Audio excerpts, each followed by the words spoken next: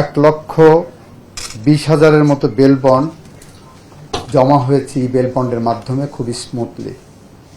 আগে যেখানে 12টি ধাপ একটা বেল বন্ড চালু করতে 12টি ধাপ ব্যবহার করা হতো, সেখানে এক ক্লিকে আইনজীবী তার চেম্বারে বসে বা যে কোনো জায়গায় বসে, গাড়িতে বসে, স্মার্টফোন ব্যবহার করে বেল বন্ড জমা দিতে পারবেন এবং বেল বন্ড জমা দেওয়ার পরে সেটা যে ওখানে রিসিভ হয়েছে সেটা একটা ওটিপি আসবে সাথে সাথেই।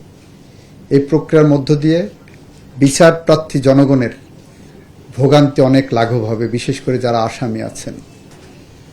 এখানে অনেকেই যোগ করে বলেন 16 বছরে জেল খাটলাম আমরা, আমার আত্মীয় স্বজন, পরিবারের লোকজন, কারাগার, ম্যাজিস্ট্রেট আদালত, জেলা জজ আদালতের দ্বারে দ্বারে ঘুরতে ঘুরতে যে হয়রানির শিকার হয়েছে, আপনারা আসার সাথে সাথে সব হয়রানি বন্ধ করে দিলেন। এটা কেমন বাংলাদেশ? আমরা বলেছি এটাই বাংলাদেশ জাতীয়তাবাদী দলের সরকারের সুশাসনের প্রতিশ্রুতি। আমরা হয়রানি করতে চাই না, আমরা চাই আইনের শাসন প্রতিষ্ঠা করতে, ন্যায় বিচার প্রতিষ্ঠা করতে এবং সুশাসন প্রতিষ্ঠা করতে।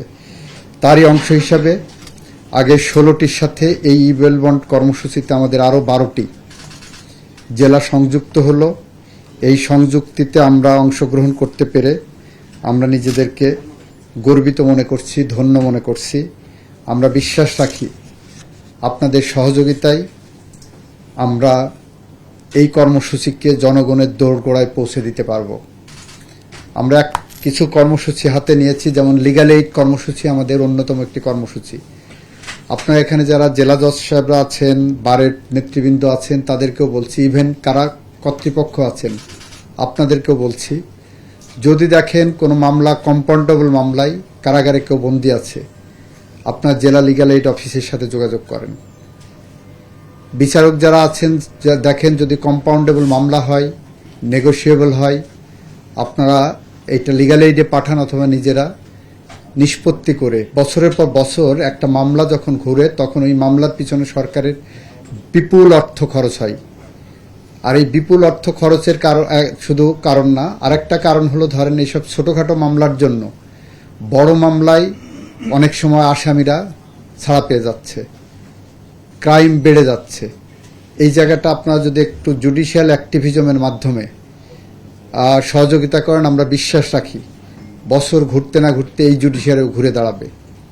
মানুষের আস্থা, বিশ্বাস, ভরসার জায়গা যে জুডিশিয়ারি, সেই জুডিশিয়ারি আরও বেশি উন্নত জায়গায় পৌঁছতে পারলে মানুষ ন্যায় বিচার পাবে, সুশাসন পাবে, আইনের শাসন পাবে।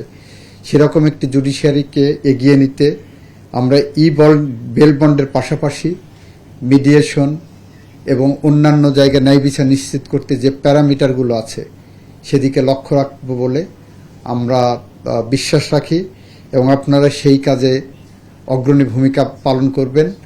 আমরা প্ল্যান করছি যে যারা যে জেলাতে আগামী 1 বছরের মধ্যে মামলার সংখ্যা সবচেয়ে কমাতে পারবেন, নিষ্পত্তির হার, আমরা বিকল্প তাদেরকে কিভাবে পুরস্কৃত করা যায় সেই চিন্তাভাবনার মধ্যে আমরা যাচ্ছি। আইন মন্ত্রণালয় থেকে সেরকম একটি পরিকল্পনা আমরা নেওয়ার চিন্তা করছি।